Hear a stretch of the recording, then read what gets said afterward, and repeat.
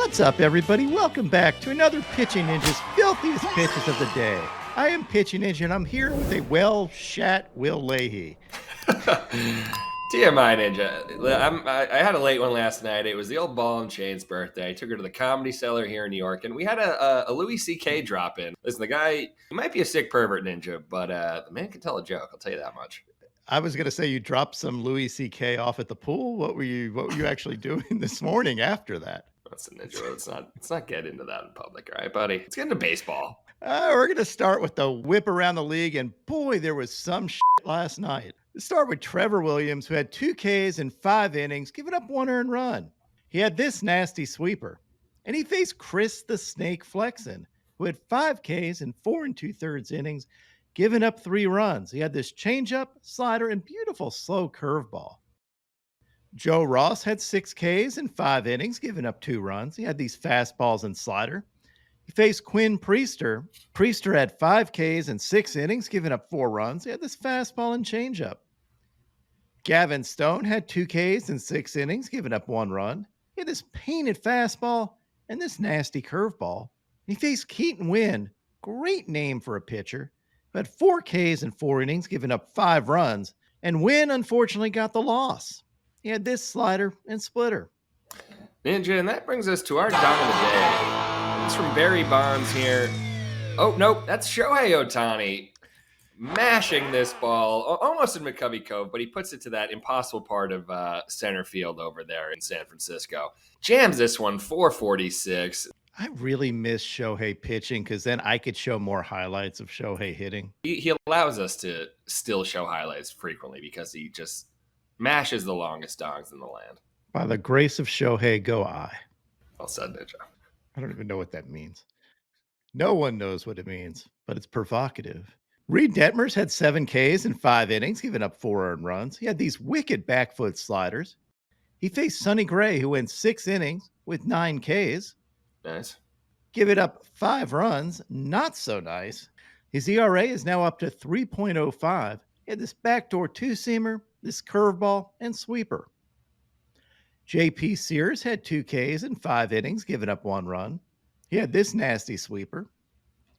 He faced Ronel Blanco, who had 4 Ks in 3 innings, giving up no runs. Blanco had this fastball, including this painted fastball, as well as this slider for a sword. If he had 4 Ks in 3 innings, giving up no runs, you might say, why did he only pitch 3 innings, Will? Because he got ejected from this game due to sticky stuff. I'm not sure if he was really using sticky stuff or not. Blanco isn't a high spin rate guy. His spin rates weren't up. He usually dominates because of his changeup, which is a low spin rate pitch. Makes me skeptical whether he's using anything to increase his spin rate, but got out of the game.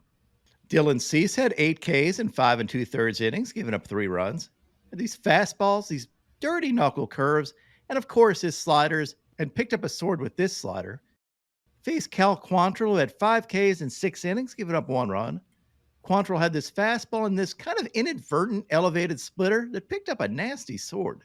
Michael Wacha had 7 Ks in 6 innings, giving up 1 run. And this fastball and a Wacha flock of changeups. This shows that Wacha actually goes soft in the motherfucking paint. He faced Logan Gilbert, who had 7 Ks in 6 2/3 innings, giving up 3 runs.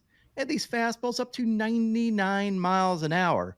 This slider and this splitter with only 512 RPMs. Look at this thing. It's a glorified knuckleball. Filthy stuff from Logan Gilbert. Ben Lively had 5 Ks in 5 innings, giving up 3 runs. He had this elevated fastball, this painted inside 2-seamer, and this sweeper. And he faced Jack Leiter, who was terrible yesterday. Leiter had 1 K in 1 2/3 innings, giving up 6 runs. His K was on this fastball. Just nothing going for him. Hunter Green had 5 Ks in 7 innings, giving up 2 runs. It is fastball and painted slider.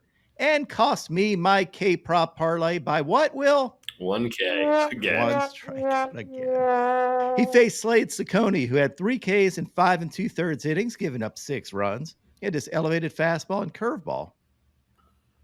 Nick Pivetta had 8 Ks in 5 2/3 innings, giving up 2 runs. He had these sweepers And barrel locking curveball, he faced Aaron Savali, who had 6 Ks in 5 innings, giving up 3 runs. He had these fastballs, including this one at the top of the zone, as well as this backdoor cutter and these curveballs. It's a hell of a game, Ninja. Hell of a game. Hell of a game. The Trap King, Eric Fetty, had 6 Ks in 7 innings, giving up no runs, and had no walks. He had this painted elevated two-seamer, this cutter, and this splitter with 1694 RPMs. He faced Mitchell Parker, who had 3 Ks in 5 innings, giving up 3 runs. He had this fastball and crappy elevated curveball, but we'll take the K.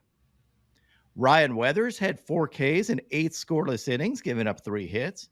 In this 97-mile-an-hour fastball, this sweeper, and this changeup for a sword. And he faced Reese Olson, who had 6 Ks in 8 scoreless innings. This was a pitcher's duel, man. It is a great, great pitcher's duel, this game. Olson had this elevated fastball, this changeup, and these sliders and picked up a sword. The baby-faced assassin was dominant yesterday. Carlos Rodon had 6 Ks in 6 innings, giving up 1 run. His ERA is now down to 3.31. And these fastballs, these sliders, including this back foot slider, and I thought his slider was really good yesterday, as well as this changeup. And he faced Chris Paddock, who had 4 Ks in 5 innings, giving up 5 runs. I know his nickname is the Sheriff, but it really should be Leatherface. He had this elevated fastball, this elevated slider, and got this one that made Soto almost fall down, I thought. And he had this nasty changeup. Chris Sale was freaking brilliant again yesterday. I never get tired of saying this. This man is pure filth. He had 9 Ks in 7 scoreless innings, giving up only 2 hits. His ERA is now down to 2.54. The story of this game were his sliders. He had this White Castle special, this ridiculous slider to Seiya Suzuki. I mean, he almost broke the man with this one. Here's a couple of overlays that show why his slider is so disgusting. I overlaid it with his fastball on 2 different occasions. Look how filthy this is. Good luck facing Chris Sale when he's healthy. He faced Jamison Tyone, who had 2 Ks in 4 innings, giving up 7 runs, but lucky for him, only 2 of them were earned. He had this fastball and this sweeper. Jose Buto had 4 Ks in 5 innings, giving up 2 runs. He had this fastball and changeups. And he faced yesterday's filthiest starting pitcher of the day yesterday, Aaron Nola. Aaron Nola had 8 Ks in a complete game shutout, giving up only 4 hits and no walks. His ERA this year is now 3.10. He had this painted cutter, but the story of the game for Nola were these knuckle curves. Absolutely hammer stuff. I mean, look at this, just disgusting from Nola. And he had this beautiful 3-pitch inning yesterday. He gave up a hit and still got out of this inning on only 3 pitches, and it only took 85 seconds. Crazy stuff from Aaron Nola. And here's an overlay of Aaron Nola's fastball knuckle curve. Look how these 2 pitches come in identical, and then the knuckle curve dives to the dirt as you're ready to swing. Sick stuff from Aaron Nola. Now on to my filthiest relievers. Austin Adams had this nasty slider. Lucas Ursig had these filthy sliders. Pete Fairbanks had these 98-mile-an-hour heaters. Jason Foley had this wicked two-seamer. Carson Fulmer had these changeups and fastball, picked up 3 Ks. My good friend Carson Fulmer, who hung out with us at our house during spring training and who drank one of my margaritas. Josh Hader had this slider and fastball. Ian Hamilton had this fastball and slider. Brian Hudson had these wicked sweepers. Zach Kelly had this cutter and sweeper and got absolutely fired up. Alec Lang had this hammer curveball. Trevor McGill had this fastball and hammer. Rafael Montero had these fastballs and changeup. Elvis Peguero had these low 90s sliders and picked up a sword. And Tanner Scott had these sliders and picked up a White Castle special. My top 5 filthiest pitches of the day yesterday. At number 5, we have Logan Gilbert and his low spin rate splitter. At number 4, we have Ryan Helsley for this 102-mile-an-hour fastball, got a ground out, as well as these wicked sliders. Number 3, we have Aaron Nola's knuckle curves. And number 2, we have Chris Sale and his sliders, especially that one to Seiya Suzuki. Filthy. And at number 1, we have medieval Mason Miller. He absolutely went medieval on the Astros' asses. He destroyed Jose Altuve. He destroyed Yordan Alvarez. He destroyed Jeremy Pena. Disgusting stuff. And then came out for another inning as if that wasn't enough and threw 103 with wicked sliders again, striking out 2 more hitters. He had 5 Ks over these 2 innings. This was his 13th consecutive scoreless appearance. He has 17.1 consecutive scoreless innings, only 4 hits over those innings. Yesterday, here's a look at the velo leaders for the day. Guess what? They're all Mason Miller, because of course they're Mason Miller. He's averaging 19.2 Ks per 9 this season. He has a 47% whiff rate on his fastball and a 44% whiff rate on his slider. His whip this year is .65. He has 31 fastballs this season over 102 miles an hour. No one else has more than 4. He's so filthy that he had Brandon McCarthy, yes, Brandon McCarthy, who pitched in the major leagues, say, this is classless. There was no reason to throw that first pitch other than as a flourish before the eventual slaughter. It had nothing to do with the rest of the at-bat. Altuve learned and saw nothing. It wasn't needed. Miller is a rotten child with a magnifying glass. Burning ants. That's what he's doing to major league hitters.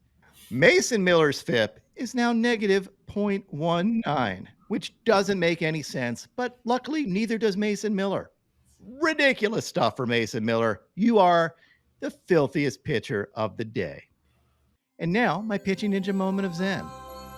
I love this description by Jason Benetti of Reese Olson, who I've called the babyface assassin, but Benetti does it one better somehow. He's 24 years old, right? He looks so young on the mound. He's got that little like miner's scowl. It's like if Cupid gave up love for a while. My picks of the day today are a 3-leg parlay. I'm going to start out with Garrett Crochet for 7 Ks or more, then take Andrew Abbott for 5 Ks or more, and top it off with Brian Wu for 5 Ks or more. What would your picks of the day be?